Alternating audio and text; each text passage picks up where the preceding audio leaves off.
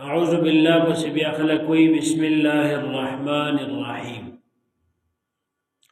دا قرآن عظیم الشان دا رنبنی صورت دا سور فاتحی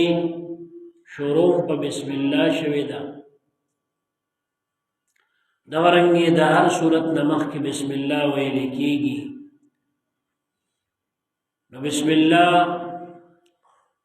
دا قرآن عظیم الشان یو آیات دی و پا دیزان پوئی که چه دا ار صورت نمخ کی دا بسم اللہ چه دانو دا ار صورت حسن دا دا هر صورت حسن دا دا دیو جنا دا صورت پا شروع کی بسم اللہ والمستحب دی و لازمین دی تا چکل الحمدو یا پا منس کی و بیا صورت شروع کے بسم اللہ وینو تا ضرورت نشتا که او دی وینو ام سیدہ خو بسم اللہ وینو تا ضرورت ذکر نشتا چی دا صورت جز و حصہ ندا او دا قرآن حصہ دا ذکر سور نمل کی انہو من سلیمان و انہو بسم اللہ الرحمن الرحیم اغی کی داشتا دا دیو جن نبی علیہ السلام مبارک چکل پی بسم اللہ نازل نوا نغا مبارک با بی اسمک اللہم وی سبیوی بی اسمک اللہم بیا چکل دغا بسم اللہ الرحمن الرحیم سور نمل کی نازل شو بیا بی بسم اللہ الرحمن الرحیم وی نو دیو جن دا بسم اللہ الرحمن الرحیم دا ہر صورت نمخ کی دا یو صورت و دا بل صورت مینس کی دا فرق دا پارا دا چی دا پتو لگی چی دا صورت ختم شوز بل صورت شروع کی گی نو علتا اولی کلی چی بسم اللہ الرحمن الرحیم نو طریقہ دا دا چی تا قرآن عظیم الشان تلاوت شروع کے اول اعوذ باللہ من الشیطان الرجیم پسی بسم اللہ الرحمن الرحیم ویلدہ مستحب دی تدغرنگی رنبی رکات کی چی قرات شروع کے الحمدللہ مخ کی تی اعوذ باللہ بسم اللہ دوانا ویکن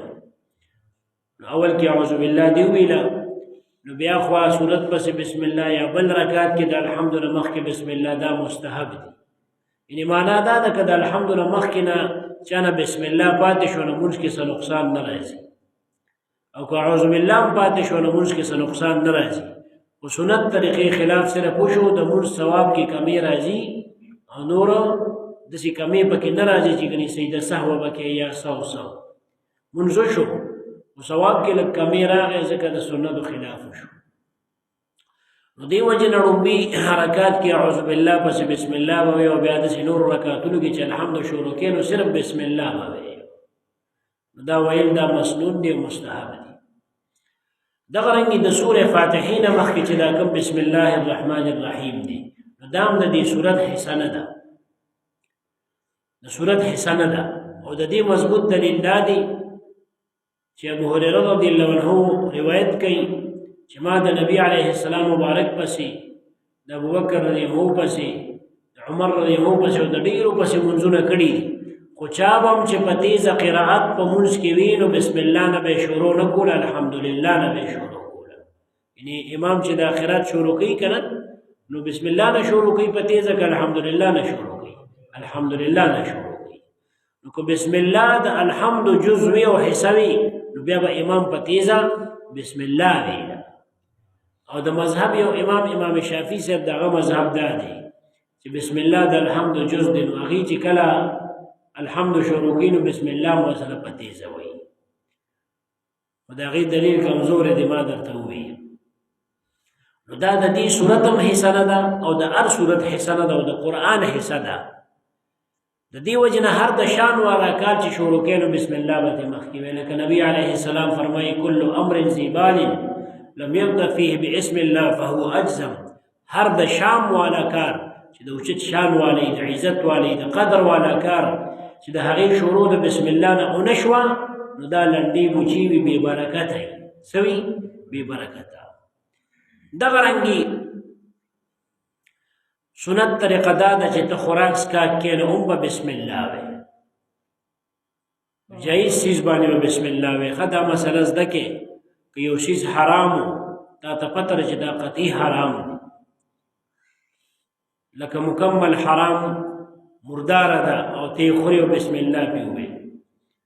یا حرام قطعي مال دی د غلا مال دی د غلا او ته خوري او بسم الله پې ووې یا بل یو داسې ګناه کبیره کې چې قطعي ګناه وي او ګناه کبیره وي او حرام قطعي وي او هغه ته کې او بسم الله الرحمن الرحیم دی ورته ووې نو سړی به د ایمان خلاصېږي ځکه د بسم الله معنا څه ده ته چې یو کار شروع کړې نو ستا مطلب دی چې د الله په نوم زه امداد غواړم د الله په نوم برکت او شروع کوم نو تا هغه کار حلال درته ښکاري نو ځکه برکت غواړي که او چې ته کله په حرام مال باندې ده ووې نو ستا په خیال کې هغه حرام حلال دی ځکه به بسم الله وې نو چې حرام قطعي ته د حلال وي سړی به د ایمان خلاصېږي او که داسې یو شیز حرام قطعي نه وي خو مکروه یې لکه سګرټ څکل شو یا نسوار شو دا مکروه دي خو حرام قطعي نه دي نو دې ته بسم الله ویل مکروه دي یعنې دغه هم ناخوښه دي د الله د رسول په دغه هم څه ناڅه ګناه کېږي خو هغسې نه کېږي د ایمانه پې سړی نه خلاصېږي نو بسم الله چې وی نو ګورې به هم چې کوم ځای کې بسم الله وی موقع ته به ګورې خو بسم الله بیا د برکت کلمه ده نو هر ښه کار نه مخکې به بسم الله وی لکه اوبس کې مخکې بسم الله ووایه خوراک څښاک کې نو چې خوراک کې شروع کې بسم الله به وی بیا مشهوره دا ده چې بسم الله وعلى برکت الله دا به وی او کنه بسم الله الرحمن الرحیم به دعا ویلی شي او که سر کې دنه نه شو منځ کې درته یاد شو یا اخر کې نو بیا به بسم الله اوله واخره که داسې نه درځي نو پښتو کې ووایه چې په اول کې بسم الله او په اخر کې بسم الله او په منځ کې بسم الله داسې پښتو کې ووایه نو شیطان چې د سر خوړلي نو هغه اخولټی کي د نبی علیه السلام مبارک په وړاندې یو کس ناستو خوراک یې کو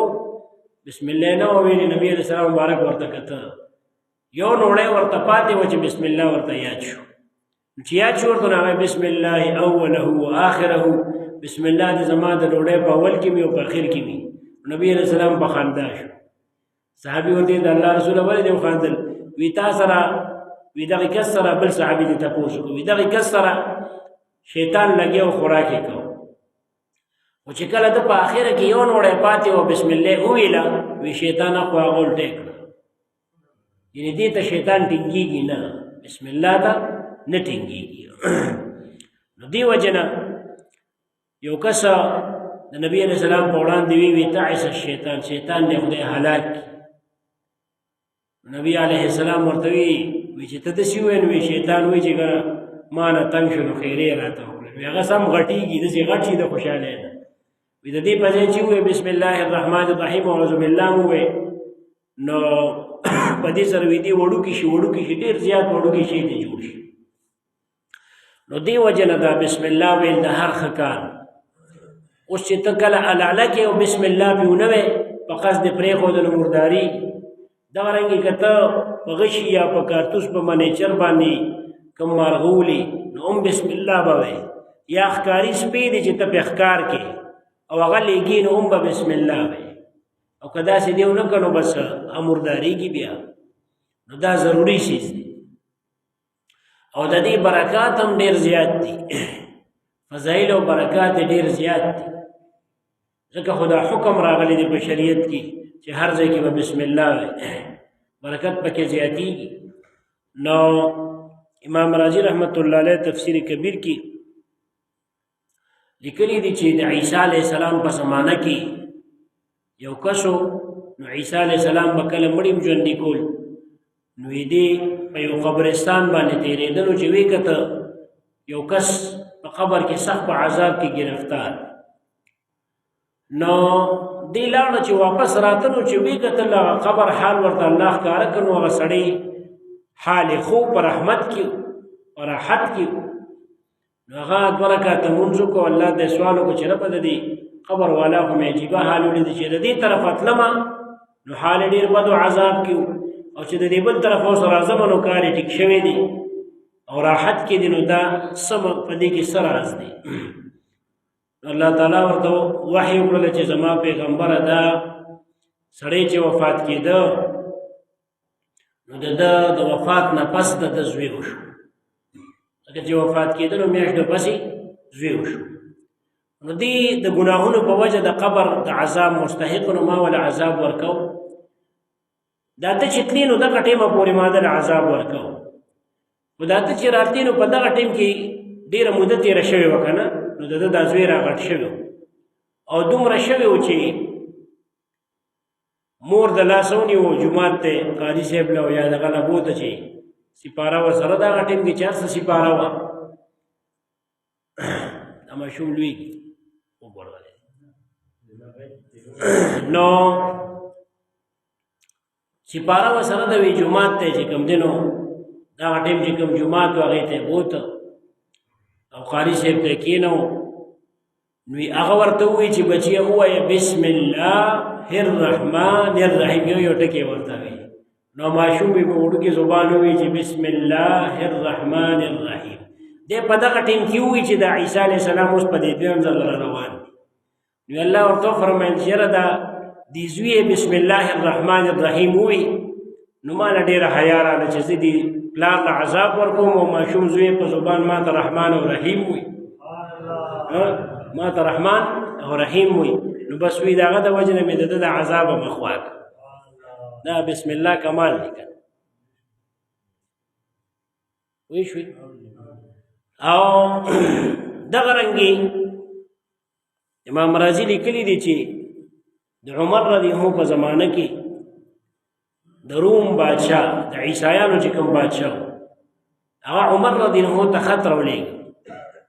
چې یاره زما دا سر د ډېرې مودې نه درد کوي او ښه کېږي نه، ډېر بهترین حکیمانو او ډاکټرانو او طبیبانو مې علاج وکړ، ښه دوايانې مې وخوړې خو ښه نه شو. نو که تا سره څه داسې ښه طبیب یا ښه دوایي وي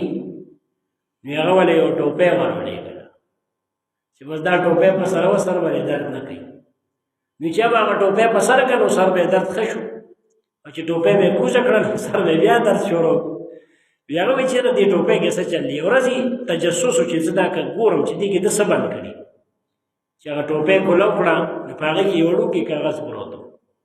او په هغې یې لیکلي بسم الله الرحمن الرحیم. خو چا لیکلي و که نه، دې کې فرق خو شته که نه، لکه دا به منې چې خوله کې هم فرق شته او لاس کې هم فرق شته.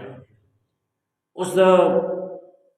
عام سړی دمونه واچي او یو عالم له یو نیک سړي له دمګر له هم ته لاړ شي نو بس فرق وي. دغه رنګې د ده یو بل کرامات هم مشهور دی د عمر رضی الله چې دا مصر نه دی، مصر موجوده دې کې دریای نیل. نو چې کله مصر مسلمانانو فتح کړ نو دا دریای نیل وچ شو.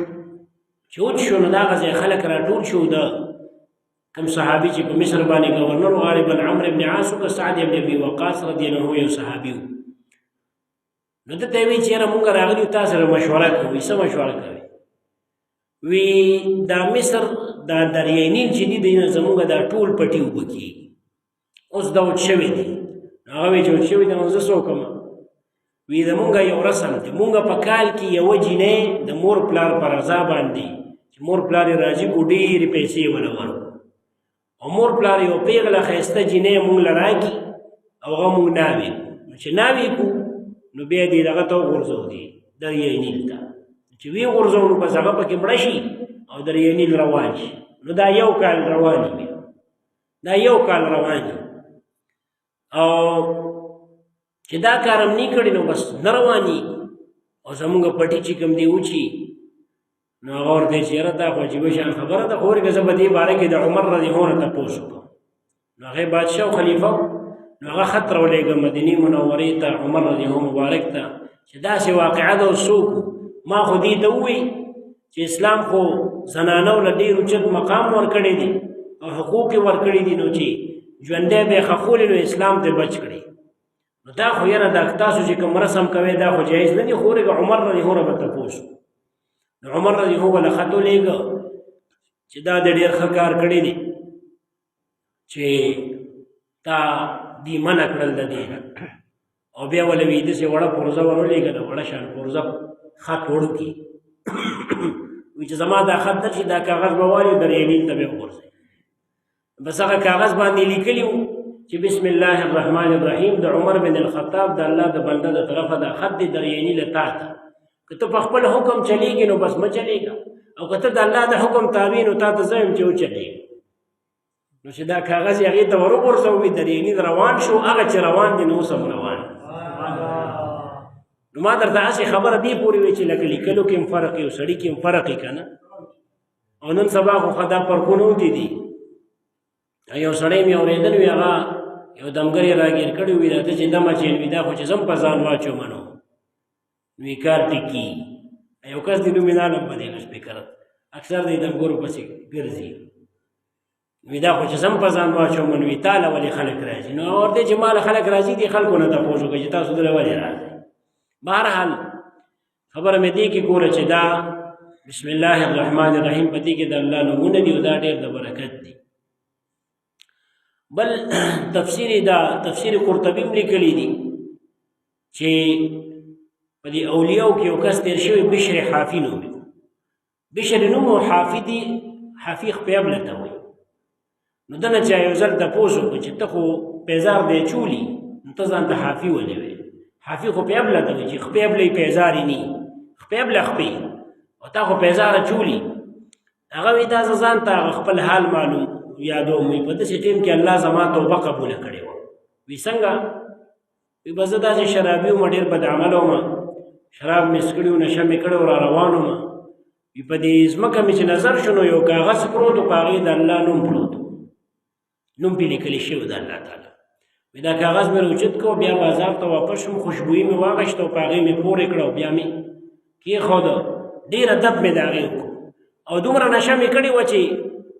دا راته پته نه وه چې خپو کې مې پیزار هم شته او که نارم هم رانه پاتې شوم شرابخانه کې وي چې ویده شوم شپې له مې خوب ولیده اواز راته وشو چې تا زمونږ د نوم قدر وکړو خوشبویه دي که نو موږ به تا دنیا او آخرت کې خوشبویه کړو وي چې سهار پاڅېدم وي زړه مې دار څه نه تور شو توبه مې وویسته او ذکر فکر کې مشغول شوم نو په دغه ټیم کې چې وی الله زما توبه قبوله کړې وه د ګناه د لاره مې پرېښې وه د نیکۍ طرف ته راغلی وم نو زه خپیابله خپې وم نو زه د خپل نوم سره حافي لیکم چې ځان نه ال رانه هیر نه شي او کبر راکې رانه شي بعضې سړی چې هغه اوږې سړی چې مالداره شي نو کار بیا خراب شي که نه او بعضې سړی چې د بیخ نه لکه ښه وي او اصیل وي نو هغه که مالدار هم شي نو خپل حال یې رهي نه او ما د چا وی چې د افغانستان جلال آباد ښار کې یو ډېر غټ مارکیټ دی د سترګو د لیدلو حال دی نو هغې کې همیشه یو سپیاکه راځوړن دی نو ما یو ځل وی چې یاره دا سپیاکه دی کې ولې راځوړن دی وی چې دا مارکیټ د یو کوچي دی او دا هغه ځان ته راځوړنده کړي هغه په هفته کې یا میاشت کې یا 2 میاشتې کې یو ځل راشي او دا ځوړنده نه که نو وي دومره کنځل او بدرد وایي چې وی هغه وایي چې په دې زه ځان ته خپل حال یادوم چې کبر ونه کړم چې د اوچت مارکیټ ته راشم چې د لکونو آمدنې دی که نه نو چې هسې نه زه کبر وکړم او غریب ته سپکو نه ګورم بل چا ته سپکو نه ګورم نو زه چې دا سپیاکې ته وګورم نو هغه حال راته یاد شي چې ګورې هغه سړی وي چې هغه ګډې چیلې به دې سرولې او په سپیاکو کې به دې شپه ورځ تېروله نو بشر حافي رضی الله عنه د الله د نوم رحمت الله علیه د الله د نوم قدر کړی نو الله اوچت کړ نو قدر د دې پکار دی نو بسم الله الرحمن الرحیم د دې فضایل او مسائل ډېر زیات دي ښه خو ما مختصر تاسو ته ووایي معنی دا ده بسم الله شروع کوم په نامه د الله الرحمن بحد مهربانه الرحیم ډېر رحم کوونکي بسم الله شروع په نامه د الله دلته 2-3 معناګانې کولی شي شروع په امداد د نامې د الله او یا شروع په نامه د الله نو دی باندې بیا علما طلبا پکې چې بعد صاحب د پاره ده او کدا د استعانت د پاره ده هغه باندې بیا تاسو نه پوهیږئ الله د الله ذاتی نوم دی الله تعالی ذات کدا اچا یو خپل نوم یو صفت دی د الله صفاتونه ډېر زیات دي یو خدا مشهور یو کم سن نمونه دي چې تاسو یې وینئ قرآن مجید یو طرف او بل طرف کې چې لیکلي شوي او نبی علیه السلام فرمایي چې دا چای او یاد کړل نو دی الله جنت ته داخل کی دغه نمونه کنه دا الله د الله خپل ذاتی نوم دی عالم چې ورته وي او رحمان او رحیم صفت دی رحمان معنا بکې به حد مهربانه رحیم معنا ډیر رحم کوونکی تاسو چې پښتو کې کومه معنا کوي چې شروع کوم په نامه د الله چې بخون کې او مهربانه دی دا معنا خطا ده دا سره خطا ده ځکه چې دی کې د بخون کې د غفور معنا ده او دی کې خو د غفور ټکی نشته نو معنا په دسې کې شروع په نامه د الله به حد مهربانه ډیر رحم کوونکی شروع په نامه د الله به حد مهربانه ډیر رحم کوونکی شروع کوم بیا ویل شي کنه شروع کوم په نامه د الله به حد مهربانه ډیر رحم کوونکی خو به صحیح معنا ټول کې دا چې شروع په نامه د الله به حد مهربانه ډیر رحم کوونکی د رحمان د الله د صفت دی چې دا د الله نه ما سوا بل چاته نشي ویلي ځکه د رحمان معنا دا ده چې د رحمت هر څه ته رسیدلی او رحیم الله ته ویلي شو قرآن عظیم الشان کې الله نبی علیه السلام ته ویلي رحیم وبالمؤمنین رؤوف الرحیم کنه نو دی وجنا دا رحمان کې دا صفت ډیر زیات دی د رحیم نه او بل معنی دا چې رحمان الله په دنیا کې دی او رحیم په آخرت کې دی رحمان دنیا کې دسی دی چې کافر باندې مرحم دی او په مؤمن مرحم دی کافر لم رزق ورکي مؤمن لم ورکي ارجاله ورکي او آخرت کې بیا صرف په مؤمنانو باندې رحم کوونکی دی رحیم دا تعلق د آخرت سره دی نو رحمان او رحیم دغه معنا شو بسم الله الرحمن الرحیم شروع په نامه د الله به حد مهربانه ډیر رحم کوونکی به حد مهربانه د رحمان معنا شو او الرحیم ډیر رحم کوونکی دا د رحیم معنا شو او بسم الله باپ کې دا استعانت او یاد دا نور معناګانو د ماشه درته وي او اسم نوم ته ویل کی نو په نوم د الله په امداد د نوم د الله تعالی به حد مهربانه ډیر رحم کوونکی شروع کوم او یو یا شروع په امداد د نوم د الله تعالی به حد مهربانه د دې معناګانې ډېرې زیاتې هغه تاسو ټول نشئ یادولی نو بس دا یو یاد کې چې په امداد د نوم د الله تعالی به حد مهربانه ډیر رحم کوونکی شروع کوم یا شروع کوم په نامه د الله به حد مهربانه ډیر رحم کوونکی یا شروع په نامه د الله شروع په نامه د امداد د شروع په امداد د نامې د الله تعالی به حد مهربانه ډیر رحم کوونکی دې معنا شو صحیح شو یادم شو څو ځله مې ووی صدق الله العظيم اللهم صل على سيدنا مولانا محمد وآله وبارك وسلم